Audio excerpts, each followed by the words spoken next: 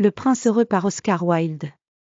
Dominant la ville, sur une haute colonne, s'élevait la statue du Prince heureux. Tout était doré, couvert de légères feuilles d'or fin, il avait 2 saphirs brillants pour les yeux et un gros rubis rouge brillait sur la poignée de son épée. Tout cela l'a rendu très admiré. Il est beau comme une girouette, a observé l'un des édiles municipaux, qui voulait se faire une réputation d'homme aux goûts artistiques, mais il n'est pas aussi utile, a-t-il ajouté, craignant d'être pris pour un homme peu pratique. Homme, ce qu'il n'était vraiment pas. Pourquoi n'es-tu pas comme le prince heureux, demande une mère sentimentale à son petit-fils qui pleurait pour la lune. Il ne vient jamais à l'idée du prince heureux de pleurer pour quoi que ce soit. Je suis heureux qu'il y ait quelqu'un au monde qui soit complètement heureux, marmonna un homme déçu en contemplant la magnifique statue. Elle ressemble à un ange, disaient les enfants de l'hospice en quittant la cathédrale dans leurs manteaux écarlates et leurs tabliers d'un blanc immaculé.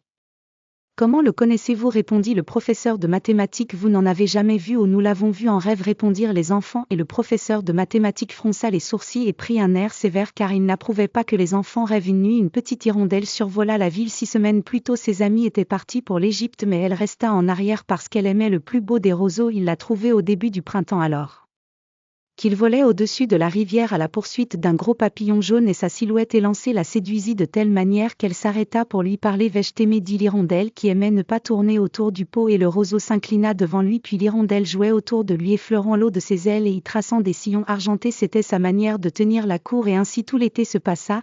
C'est une constance ridicule, gazouillait-elle. Autre hirondelle, il n'a pas un sou et d'un autre côté il a trop de famille. Et en effet toute la rivière était couverte de roseaux. Quand l'automne arriva, ils prirent tout leur envol. Alors l'hirondelle se sentit très seule et commença à se lasser de son amant. Il n'a pas de conversation, se dit-il, et j'ai peur qu'il soit assez inconstant puisqu'il flirte toujours avec la brise. Et en effet chaque fois qu'il y avait une brise, le roseau multipliait ses courtoisies les plus gracieuses. Il est trop sédentaire, se disait encore l'hirondelle, et j'aime voyager, par conséquent celui qui m'aime doit aussi aimer les voyages. Tu veux me suivre, lui a-t-il finalement demandé, mais le roseau secoua la tête, un tel attachement qu'il avait pour sa maison. Tu as joué avec moi, s'exclama l'hirondelle, je vais aux pyramides, au revoir, et il prit la fuite. Il a volé toute la journée et à la tombée de la nuit il est arrivé en ville. Où vais-je rester, se demanda-t-il, j'espère que vous avez fait les préparatifs pour me recevoir. Puis il aperçut la statue sur sa haute colonne, je vais m'y abriter, se dit-il, l'endroit est agréable et bien aéré, ainsi il s'est posé juste entre les pieds du prince heureux, j'ai une chambre dorée, se dit-il gentiment en regardant autour de lui, et il se prépara à dormir, mais il n'avait pas fini de cacher sa tête sous l'aile lorsqu'une grosse goutte d'eau tomba sur lui. Quelle chose étrange, s'exclama-t-il, il n'y a pas un nuage dans tout le ciel, les étoiles sont claires et brillantes et pourtant il pleut vraiment. Ce climat du nord de l'Europe est horrible. Le roseau aimait la pluie mais c'était du pur égoïsme. Puis une autre goutte tomba. À quoi sert une statue si elle ne te protège pas de la pluie, dit, je vais chercher une bonne cheminée, et il a décidé de prendre son vol ailleurs, mais avant qu'il n'ouvre ses ailes une 3e goutte tomba et levant les yeux il vit Akès. Qu'il vit les yeux du prince heureux étaient remplis de larmes et des larmes coulaient sur ses joues dorées. Son visage était si beau au clair de lune que l'hirondelle était remplie de compassion. Qui es-tu, demandai, je suis le prince heureux, alors pourquoi pleures-tu, tu m'as presque trempé. De compassion. Qui es-tu, demandai. Je suis le prince heureux. Alors pourquoi pleures-tu, tu m'as presque trempé. Quand j'étais en vie et que j'avais un cœur d'homme, répondit la statue, je ne savais pas ce qu'étaient les larmes, car j'habitais dans le palais de l'insouciance, où la douleur n'est pas autorisée à entrer. Le jour, je jouais avec mes compagnons dans le jardin et le soir, je dansais dans la grande salle. Un très haut mur s'élevait autour du jardin, mais je n'ai jamais été curieux de savoir ce qu'il y avait derrière, tout autour de moi était si beau. Mes courtisans m'appelaient le prince heureux, et j'étais vraiment heureux, si le plaisir est le bonheur. C'est ainsi que j'ai vécu et c'est ainsi que je suis mort. Et maintenant que je suis mort, ils m'ont élevé si haut que je peux voir toute la laideur et toute la misère de ma ville, et bien que mon cœur soit en plomb, je n'ai d'autre choix que de pleurer. Comme, n'est-ce pas de l'or sterling ? Se dit l'hirondelle, elle était trop bien élevée pour faire des observations à voix haute sur les gens. Là-bas, continua la statue d'une voix douce et musicale, là-bas dans une petite rue il y a une misérable cabane, une des fenêtres est ouverte et à travers elle j'aperçois une femme assise à une table, son visage est hagard et flétri et ses mains rugueuses et rougeâtres sont pleines de piqûres car elle est couturière, brodée des fleurs de la passion sur une robe en soie que la plus belle des Dame de la reine devra porter au prochain bal du palais sur un lit dans un coin de la pièce repose son petit-fils malade, il a de la fièvre et demande des oranges, sa mère ne peut lui donner que l'eau de la rivière, alors l'enfant pleure, aval aval, petite hirondelle, veux-tu prendre le rubis de la poignée de mon épée, mes pieds sont cloués sur ce piédestal et je ne peux pas bouger, ils m'attendent en Égypte, répondit l'hirondelle, mes amis survolent le Nil et discutent avec les grands lotus. Bientôt ils iront dormir dans le tombeau du grand roi, voilà le roi dans son cercueil peint enveloppé de lin jaune et embaumé d'épices, autour de son cou se trouve une chaîne de jade vert pâle et ses mains sont comme des feuilles séchées, aval aval, petite hirondelle, dit le prince, ne veux-tu pas rester une nuit avec moi et être mon messager, l'enfant a tellement soif et la mère est si triste, je ne pense pas que j'aime les enfants, répondit l'hirondelle, l'été dernier lorsque j'habitais au bord de la rivière, il y avait 2 garçons grossiers, les fils du meunier, qui n'arrêtaient pas de me jeter des pierres, bien sûr ils n'ont jamais réussi, nous les hirondelles volons trop bien et puis je suis d'une famille réputée pour sa légèreté, mais en tout cas c'était irrespectueux, mais le regard du prince heureux était si triste que l'hirondelle en fut émue, il fait très froid ici, dit-il, mais je resterai une nuit avec toi et je serai ton messager, merci petite hirondelle, dit le prince. Alors l'hirondelle arracha le gros rubis de l'épée du prince et le tenant dans son bec, elle s'envola au-dessus des toits.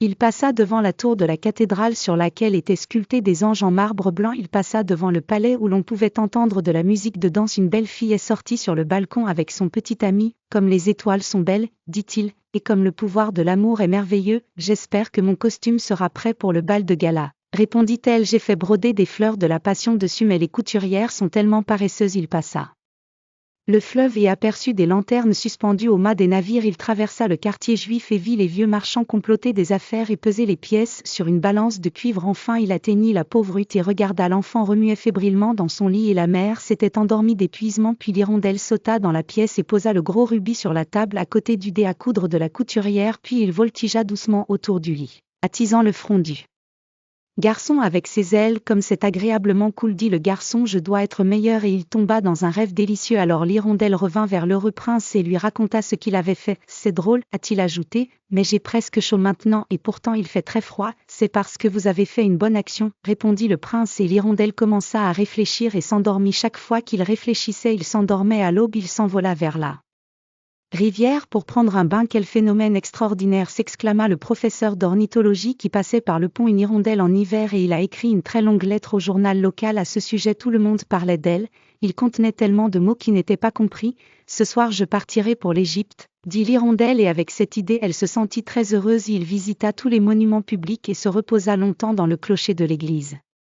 Les moineaux chuchotaient à son passage et se disaient, quel étranger distingué, ce qui la remplissait de joie. Alors que la lune se levait, il retourna auprès du prince heureux. Avez-vous des ordres à me donner pour l'Égypte? Il a crié, je vais partir, aval aval, petite hirondelle, dit le prince, ne veux-tu pas rester une autre nuit avec moi? Ils m'attendent en Égypte, répondit l'hirondelle, demain mes amis s'envoleront vers la 2e cascade parmi les roseaux, l'hippopotame y dort et sur un grand trône de granit se tient le dieu même nom. Il passe toute la nuit à traquer les étoiles et quand l'étoile du matin brille, il pousse un cri de joie et reste silencieux. À midi, les lions fulvaux descendent s'abreuver au bord de la rivière. Ils ont des yeux comme des béryls verts et leurs rugissements sont plus forts que ceux de la cascade. Veaux descendent s'abreuver au bord de la rivière. Ils ont des yeux comme des béryls verts et leurs rugissements sont plus forts que ceux de la cascade. Aval, aval, petite hirondelle, dit le prince, là-bas, de l'autre côté de la ville, je vois un jeune homme dans un grenier. Il est penché sur une table couverte de papier, et dans un verre, à côté de lui, se flétrit un bouquet de violettes. Ses cheveux sont bruns et bouclés, ses lèvres sont rouges comme des graines de grenade et ses yeux sont écarquillés et rêveurs. Il s'efforce de terminer une pièce pour le metteur en scène, mais il a trop froid pour continuer à écrire. Il n'y a pas de feu dans la cheminée et la faim l'a épuisé. Je resterai avec toi une autre nuit, dit l'hirondelle qui avait vraiment bon cœur. Devons-nous lui apporter un autre rubis? Hélas, je n'ai plus de rubis, dit le prince. Mes yeux sont la seule chose qui me reste. Ce sont 2 saphirs très rares apportés d'Inde il y a 1000 ans. Arrachez-en un et apportez-le lui. Il le vendra à un bijoutier, achètera du pain et du bois de chauffage et terminera son travail. Cher prince, dit l'hirondelle, je ne peux pas faire ça. Et il s'est mis à pleurer. Aval, aval, petite hirondelle, dit le prince, fais ce que je te demande. Puis l'hirondelle arracha un œil du prince et s'envola avec lui vers le grenier de l'étudiant. Il n'était pas difficile d'y entrer, car il y avait un trou dans le toit dont l'hirondelle profitait pour entrer comme une flèche. Le jeune homme avait la tête enfouie dans ses mains, il n'entendit donc pas le bruit des ailes. Quand enfin il releva les yeux, il vit le beau saphir au-dessus des violettes fanées. « Je commence à être apprécié », s'est-il exclamé. « Cela doit venir d'un riche admirateur. Je peux maintenant terminer mon travail. » Et il semblait complètement heureux. Le lendemain, l'hirondelle s'envola vers le port. Il était perché sur le mât d'un grand navire et s'amusait à observer les matelots qui utilisaient des cordes pour soulever d'énormes caisses de la cale. « Je vais en Égypte » leur cria l'hirondelle, mais personne ne lui prêta attention. Alors que la lune se levait, il retourna auprès du prince heureux. « Je viens vous dire au revoir, dit-il à Aval. »« Aval, petite hirondelle, dit le prince, ne veux-tu pas rester une autre nuit avec moi ? C'est l'hiver, répondit l'hirondelle, et la neige gelée va bientôt arriver. En Égypte, le soleil réchauffe les palmiers verts et les crocodiles couchés dans la boue regardent indolemment autour d'eux. Mes compagnons construisent leur nid dans le temple de Baalbek et les colombes roses et blanches les suivent des yeux et roucoulent les unes aux autres. Cher prince, je dois te quitter, mais je ne t'oublierai jamais, et au printemps prochain je t'apporterai 2 belles pierres pour remplacer celles que tu as données. Le rubis sera plus rouge qu'une rose rouge et le saphir bleu comme la grande mer. Là-bas sur la place, dit le prince heureux, il y a une fille qui vend des allumettes. Les matchs ont été jetés dans la boue et ruinés. Son père le frappe s'il ne rapporte pas d'argent à la maison. Et c'est pour cela qu'il pleure. Elle ne porte ni chaussures ni bas et sa petite tête reste nue. Arrache-moi l'autre œil et donne-le lui et son père ne le frappera pas. Je passerai une autre nuit avec toi, dit l'hirondelle, mais je ne peux pas t'arracher l'autre œil, vous deviendriez complètement aveugle. Aval, aval, petite hirondelle, dit le prince, fais ce que je te demande. Puis l'hirondelle arracha l'autre œil du prince et s'envola avec lui, s'appuyant sur l'épaule de la jeune fille. Il lui glissa le bijou entre les mains. Quel beau morceau de verre, s'exclama la jeune fille et il accourut vers sa maison en riant. Puis l'hirondelle revint vers le prince. Maintenant que tu es aveugle, dit-il, je resterai à tes côtés pour toujours. Non, petite hirondelle, dit le pauvre prince, il faut que tu ailles en Égypte. Je resterai à tes côtés pour toujours, répéta l'hirondelle. Et il s'endormit entre les pieds du prince. Le lendemain, il se percha sur l'épaule du prince et lui raconta ce qu'il avait vu dans des pays étrangers. Il lui parla des ibis rouges qui forment de longues files sur les rives du Nil et attrapent des poissons rouges avec leur bec, du sphinx vieux comme le monde qui vit dans le désert, et c'est tous des marchands qui marchent lentement aux côtés de leurs chameaux et portent des chapelets d'ambre à la main, du roi des montagnes de la lune qui est noire comme l'ébène, et vénère un grand cristal du grand serpent vert qui dort dans un palmier, et que 20 prêtres sont chargés de nourrir avec des gâteaux au miel, et des pygmées qui naviguent sur un grand lac sur de larges feuilles lisses et sont toujours en guerre contre les papillons. Chère petite hirondelle, dit le prince, tu me dis des choses merveilleuses, mais ce que souffrent les hommes est encore plus merveilleux. Il n'y a pas de mystère aussi grand que la misère vole à travers ma ville petite hirondelle, et dis-moi ce que tu vois. Alors l'hirondelle traversa la grande ville, et vit les riches se réjouir dans leur magnifique palais tandis que les mendiants étaient assis à leur porte. Il a parcouru les ruelles sombres et a vu les visages pâles des enfants mourant de faim qui regardaient avec indifférence les rues noires. Sous les arches d'un pont, il y avait 2 enfants allongés l'un dans les bras l'un de l'autre pour se réchauffer. Comme nous avons faim, ils ont dit, sortez de là. L'heure a crié un garde et ils ont dû partir sous la pluie. N'est-ce faim? Ils ont dit. Sortez de là. L'heure a crié un garde, et ils ont dû partir sous la pluie. Alors l'hirondelle revint vers le prince et lui raconta ce qu'il avait vu. Je suis couvert d'or fin, dit le prince, enlève-le feuille par feuille et donne-le à mes pauvres. Les hommes croient toujours que l'or peut leur apporter le bonheur. Feuille par feuille, l'hirondelle arrachait l'or fin jusqu'à ce que l'heureux prince n'ait plus ni éclat ni beauté. Feuille par feuille, il distribuait l'or fin aux pauvres, et les visages des enfants devinrent roses, et les enfants riaient et jouaient dans les rues. Nous avons déjà du pain, ils ont crié, puis vint la neige et après la neige vint la glace. Les rues semblaient argentées, elles brillaient si fort, des glaçons aussi longs que des poignards pendaient aux avantoirs des maisons. Tout le monde était couvert de fourrure et les enfants portaient des chapeaux rouges et patinaient sur la glace. La pauvre hirondelle avait froid, de plus en plus froid, mais il ne voulait pas abandonner le prince. Je l'aimais trop. Elle picorait les miettes devant la porte du boulanger quand il ne regardait pas et essayait de se réchauffer en battant des ailes, mais il comprit enfin qu'il allait mourir. Il avait encore la force de voler jusqu'à l'épaule du prince. Adieu cher prince, murmura-t-il, me permettras-tu de te baiser la main? Je suis content que tu partes enfin en Égypte, petite hirondelle, dit le prince, vous êtes ici depuis trop longtemps, mais embrasse-moi sur les lèvres parce que je t'aime. Ce n'est pas en Égypte que je vais, répondit l'hirondelle, je vais Chez la mort est la sœur du sommeil, non, et elle embrassa l'heureux prince sur les lèvres et tomba morte à ses pieds. Au même instant, un singulier craquement retentit à l'intérieur de la statue comme si quelque chose s'y était brisé. Le fait est que le cœur de plomb s'était brisé en deux sans aucun doute. Il faisait terriblement froid. Le lendemain matin, le maire a parcouru la place avec les conseillers municipaux. En passant devant la colonne, il leva les yeux vers la statue. Mon Dieu, dit-il.